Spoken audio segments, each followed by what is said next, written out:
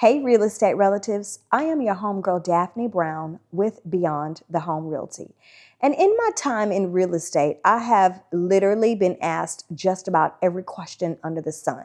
But there are 6 questions that come up over and over and over again. And the answers to those questions, my answers to those questions, may surprise you. Let's get into the video. City of mine, how I love the city of mine.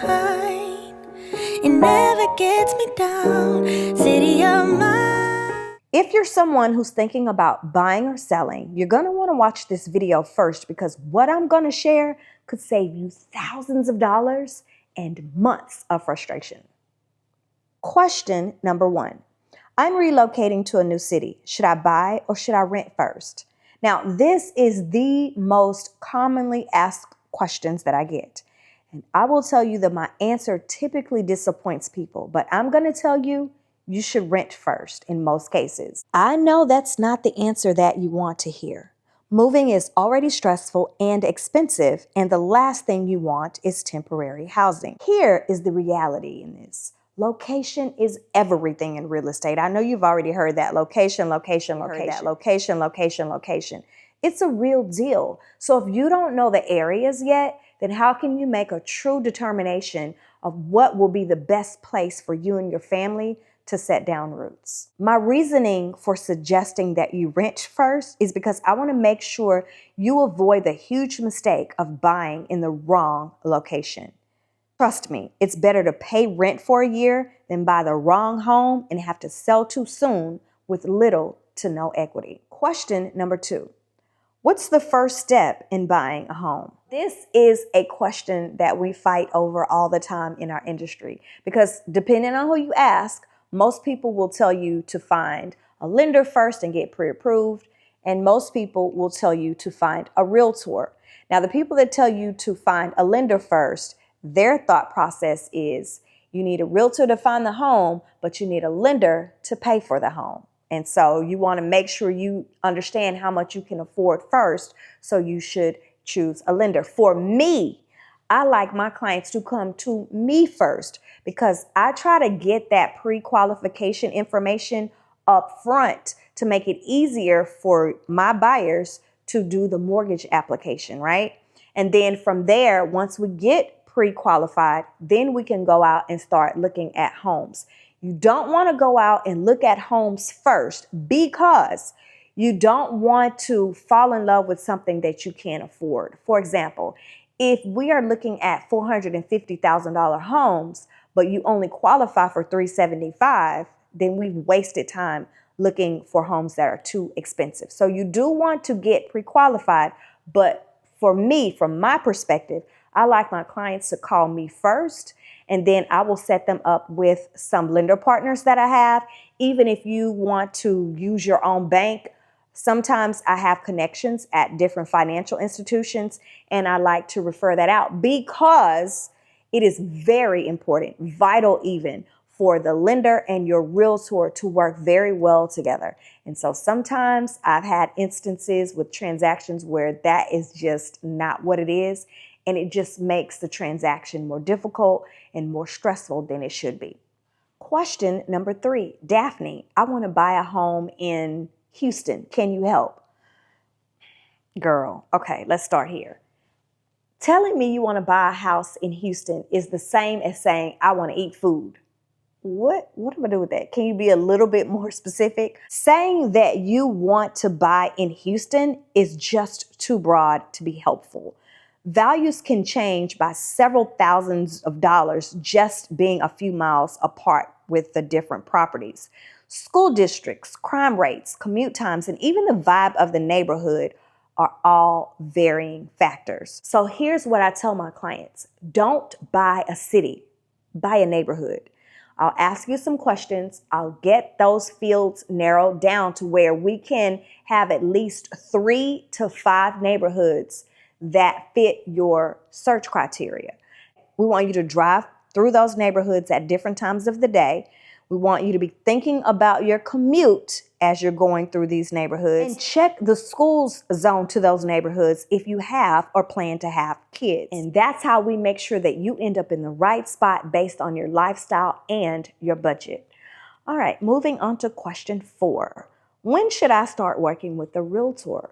Now, this question is basically a part 2 to question 2. And here is the answer.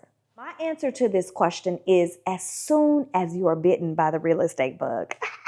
If you're in my service area, I want you to go ahead and give me a call. If you're not, still give me a call or text or send me an email, and I can connect you with other realtors across the nation that will help you establish your timelines.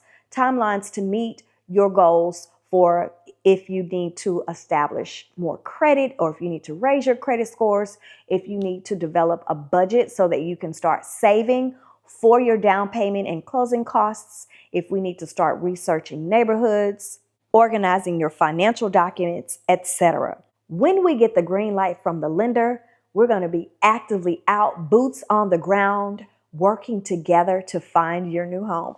I'm so excited already. In the meantime, don't worry. I share plenty of information on my blog, on my YouTube channels, and through email. So make sure you are subscribed to all of those things. I will drop links to all of them here in the video description. Your season will be here before you know it. All right, moving on to question number 5. How do I know if I'm choosing the right realtor? Check their experience and education. I throw experience in there, but don't lean too much on it, because I know some brand new realtors that are out here getting it. They are hungry and they are hustling. But what I don't want you to overlook is education, because the real estate industry changes, right? It's so fluid. You want to make sure that you have a realtor that is staying connected, that is staying in the loop to understand the latest rules and regulations and how to stay in compliance with those. Check reviews and testimonials, right? So I do that for anything. If I'm going to get something to eat, I'm going to check a review and I'm going to check a testimonial, and that may deter me from going to that place. If it's a nail shop, I don't care what it is. I'm going to check a review and a testimonial. So your realtors should have reviews and testimonials, and make sure that those reviews and testimonials are for them, not for their brokerage. You want to ask them what their communication style is. If it's via text, if it's emails, if it's phone calls, ask and find out what that is, and find a way for you guys to merge your communication styles. Even if you need to ask them, hey, can you change that up for me? I do that, right? I typically will send a text, or I'll do a video and send a video via text. But if my clients are saying, hey, I prefer emails, then I'm going to adapt and I'm going to meet them where they are. You also want to make sure that that realtor knows some information about the area that you are purchasing in. You don't want to have a realtor that's representing you on land and they don't know a damn thing about land. Like the blind leading the blind. So typically, if I receive a buyer who wants to purchase in an area that I'm unfamiliar with, I'll just refer it out, because I want them to have a subject matter expert in the area that they are interested in. Lastly, you want to make sure that they will represent your best interest and not just push the sale. So it's all great and dandy to be cool and friendly with the salespeople, but when it's time for you to really be stern and firm and say, hey, we're not going to buy this home because this is the wrong brick, or, this is not the right flooring, or, whatever. You want to make sure that your realtor uses their voice to advocate for you. Question number 6. What costs should I expect beyond the purchase price? Now, this is a highly searched question. And again, these are the top 6 questions that I get asked all the time. So here it is. One of those costs is going to be closing costs. Now, closing costs will represent 3 to 5% of the sales price, depending on the loan product that you have. So if it's VA, if it's FHA, if it's USDA, if it's conventional, we're going to think 3 to 5% of the sales price. Then next, you have inspection and you have appraisal fees. Now, an inspection fee, that is optional. You do not have to have an inspection. You don't have to pay for an inspection, but why the hell not? You want to make sure that for the most part, you're getting a solid product. And so it's almost like not